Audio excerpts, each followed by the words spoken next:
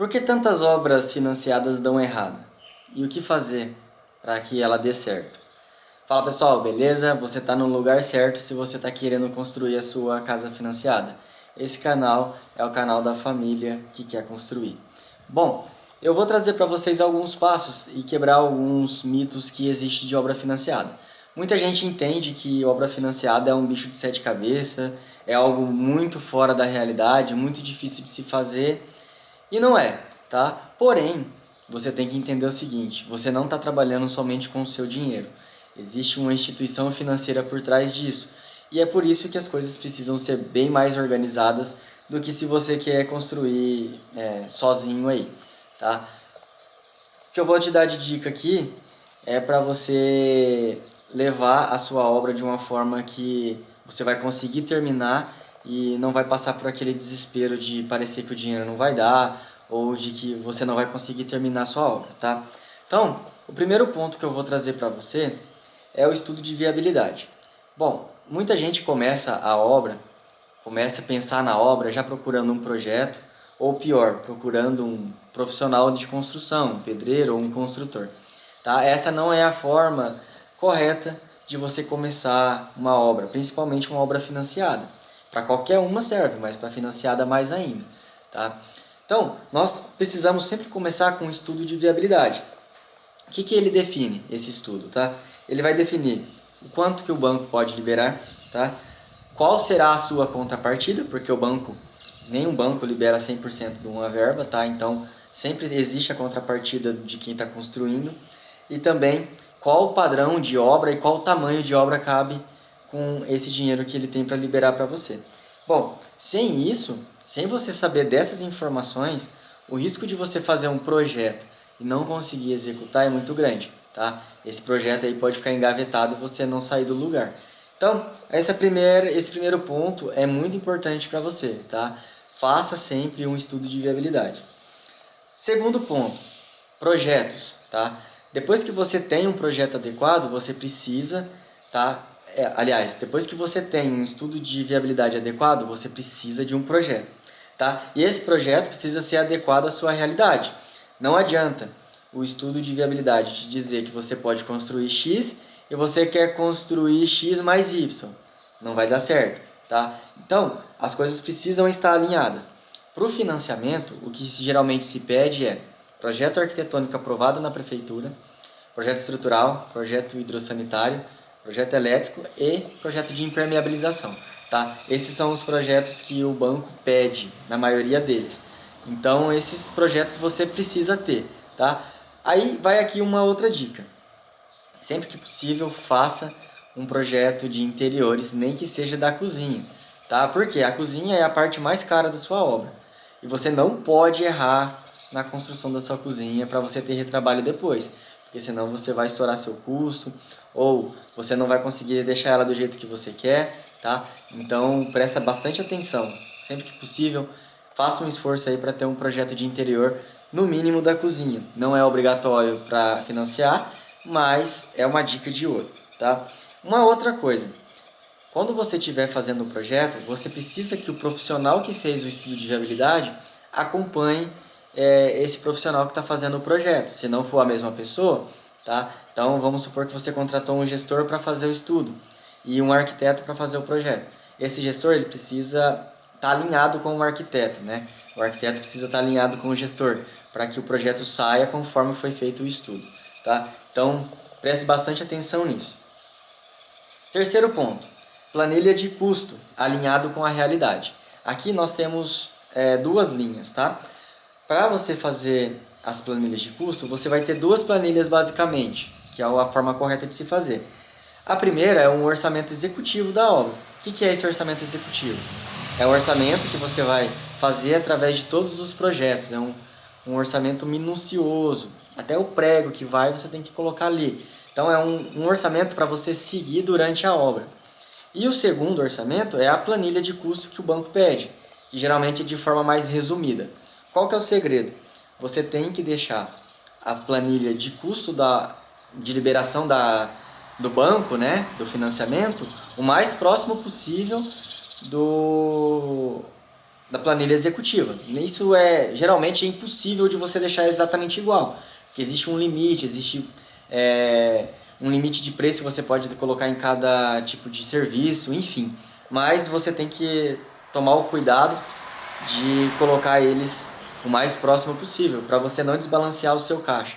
Ou seja, para você não executar algo e receber muito menos por ele, porque a planilha está feita de forma equivocada, tá? Então, o segredo é esse, sempre equilibre as duas. O quarto ponto, pessoal, é o cronograma físico-financeiro. O cronograma físico-financeiro nada mais é do que a distribuição do dinheiro no tempo, tá? Então, com o orçamento em mãos e um cronograma, né, de avanço de obra, você vai distribuir o quanto vai custar a cada mês, ou a cada quinzena, enfim, como você definir. Então, isso aqui serve para quê? Para que você se planeje com o dinheiro durante a obra. Então, vamos supor, o primeiro mês está dizendo que eu vou gastar 30 mil. Você sabe que você precisa ter esses 30 mil ali para tocar sua obra. O segundo mês, vamos supor que 50 mil. Então, esse cronograma ele vai te mostrar o quanto você precisa gastar, quanto você precisa para executar em cada período de tempo, tá? E isso aqui te ajuda a liberar os recursos, tá? Então, você vai se planejar para que o dinheiro que vem do financiamento seja compatível com o que você vai gastar a cada mês. Ou o contrário, que geralmente acontece. Você vai ver o quanto que você vai receber a cada mês e vai alinhar sua obra, o seu cronograma físico-financeiro, com aquelas entradas, tá? Então isso aqui é ouro, é muito importante e assim, eu costumo dizer que é a coisa mais importante que você tem dentro de uma gestão de obra, tá? É esse cronograma físico-financeiro. E ele vai puxar outro que é muito importante também, que é o fluxo de caixa. O cronograma físico-financeiro ele mostra a distribuição. O fluxo de caixa mostra o que você tem de entrada e o que você tem de saída. E esse equilíbrio. Jamais o que sai pode ser maior do que o que entra, tá? Porque senão você vai ficar travado na obra e não vai conseguir sair do lugar, tá? Então, o quarto e o quinto ponto são as coisas mais importantes que existem dentro de uma gestão de obra e dentro de uma construção financiada. Isso aqui vai fazer com que você não erre e não trave sua obra por falta de dinheiro, tá? Então presta bastante atenção nisso, veja se seu profissional te oferece isso aí também, tá? Sexto ponto, compras programadas. Aqui são 2 pontos que eu quero falar para você. Comprar muito cedo ou comprar muito tarde. Os dois são ruins. Vou te explicar. Comprar muito cedo. Às vezes você está emocionado e quer comprar os revestimentos da sua casa logo que começa. Você pegou ali uma Black, por exemplo, algo que está muito mais barato, enfim. Se você não tem esse dinheiro sobrando, eu te aconselho que não compre mesmo que a oferta pareça irresistível. Por quê? Porque você vai travar a sua obra. Aquele material não está na hora de colocar ele. Então, você comprar muito cedo, você vai fazer com que você não compre os materiais que realmente necessitam. E aí, né, não precisa nem dizer que vai dar tudo errado. Então, presta bastante atenção nisso. Outro ponto, deixar para ficar comprando as coisas em cima da hora. Isso também é horrível. Por quê? Porque você sempre vai pagar mais caro, você não vai pesquisar preço, você não vai ter condições de negociação, porque você precisa daquilo para aquele momento e aí a loja vai entender que, como você está com pressa, ela pode cobrar o preço que quiser e é realmente o que acontece. Qual que é a regra? A regra é o seguinte, se planeje para comprar com pelo menos um mês de antecedência. Então, aqui a gente sempre faz um cronograma de longo prazo, que é para mostrar a obra como um todo, um de médio prazo, que é justamente para fazer as compras, planejar a mão de obra, tá? Então, esse cronograma de médio prazo, com ele você consegue ver tudo que você precisa comprar no mês. E aí você faz essas compras antecipadas, tá? E aí outra regra, né? Nunca ultrapasse os valores que foram orçados, tá? Sempre tenta manter aquilo que foi orçado lá no cronograma executivo, no orçamento executivo, mantenha para que você não tenha problema, tá? E existem algumas faixas, por exemplo, aquilo que interfere muito na obra para você fazer uma compra, são, por exemplo, vamos dizer assim, o aço, concreto, aquilo que representa muita coisa na obra, né? O piso, você tem que tentar negociar bastante, tá? Porque um pouquinho de desconto que você consegue nele, um montante é grande. Agora, por exemplo, você não precisa ficar se matando para cotar um prego, para cotar um parafuso, enfim. Por quê? Porque isso aí não vai influenciar muita coisa. O que você tem que fazer é sempre comprar pelo menos no mesmo preço que você orçou, tá? Então, essa dica é muito boa para que você programe suas compras. Tá? Sétimo ponto, pessoal, acompanhamento técnico. Bom, toda obra financiada é obrigatório você ter um responsável técnico. Mas o acompanhamento técnico é muito mais do que dar uma passadinha na obra e assinar um documento para que exista o financiamento. Tá? O acompanhamento precisa ser algo que vai prever os problemas, que vai analisar as coisas antes que aconteça, que vai ler os projetos, que vai te orientar antes que o problema chegue, que vai administrar sua obra como um todo, tá? Então, e vai garantir a qualidade, evitar os retrabalhos, tá? Vai realizar as medições para o banco. Então, essa é a função de um acompanhamento técnico. Como a gente pode ver aqui, ó, se você olhar atrás de mim, nós temos aqui uma marcação de hidráulica, tá? O que é essa marcação? É antecipar o problema. Ou seja, o que acontece muito? Vai lá, faz todos os cortes de hidráulica, coloca os tubos e aí depois tem algo errado. Aqui a gente faz o contrário, a gente pega o projeto, vem aqui, mede tudo, eu passo uma tinta, então a pessoa corta no lugar certo, do marcadinho. Então isso aqui a gente antecipa que os problemas aconteçam e você evita retrabalho, que é muito custoso. Você tem que refazer trabalho, gastar de novo material, gastar de novo muitas vezes até com a mão de obra, mesmo eles errando, eles cobram de novo. O tempo, né, que você vai levar para fazer isso, vai atrasar uma medição. Então, assim, é muito importante o acompanhamento técnico de forma que seja um acompanhamento diário, tá? Não somente um acompanhamento uma vez na semana. A pessoa passa lá e até pode ser que ele tenha boa vontade, ele entenda, mas uma semana dá tempo de fazer muita coisa, de errar muita coisa, e para corrigir é caro, tá? Nosso oitavo ponto é a gestão de mão de obra, tá? Então, sempre que você for contratar uma mão de obra, analise as outras obras dela, converse com o pessoal para quem ela já construiu, elabore um contrato muito claro, tá? Condicione os pagamentos com as entregas, ou seja, jamais você tem que pagar um valor fixo por semana, ou por quinzena, ou por mês. Pague somente o que ele fez. Com o cronograma, com o orçamento completinho, detalhado, você vai ter o quanto você precisa pagar por etapa para ele, tá? Então, pague somente aquilo. Se ele executou a fundação, pague somente a fundação. Quando ele executar a alvenaria, pague somente a alvenaria, tá? Jamais pague um valor fixo. Por quê? Às vezes, o que você está pagando está sendo a mais do que ele está executando.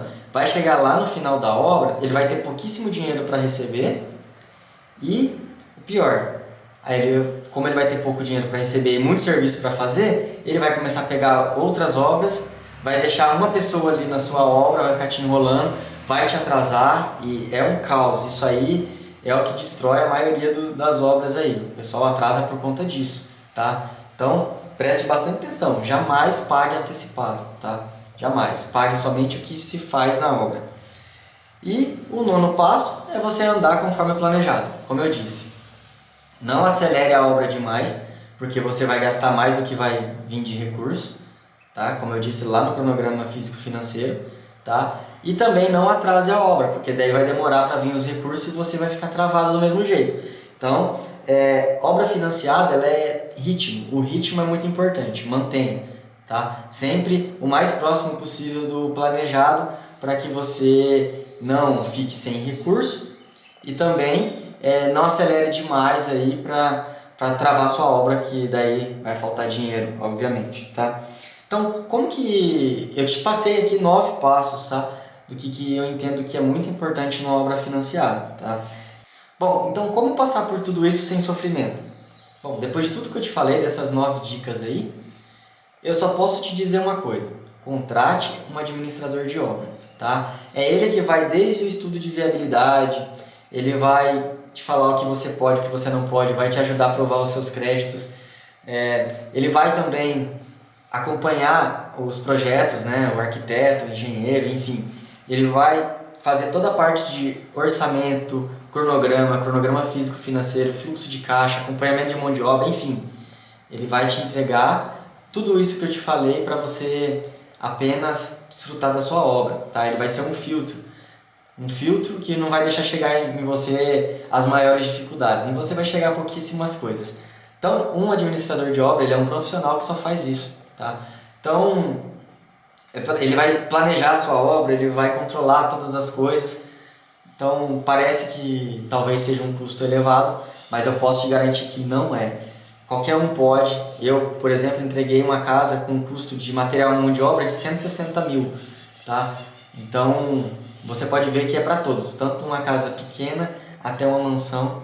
Você precisa contratar um administrador para te ajudar com o seu processo. E se você precisar de mim, eu estou por aqui, o link vai estar na descrição, tá? Você pode me procurar que a gente vai fazer um bate-papo, eu vou te explicar tudo minuciosamente. Ah, outro detalhe, se você gostou do conteúdo, não deixe de dar um like, se inscrever no meu canal e compartilhar com quem precisa.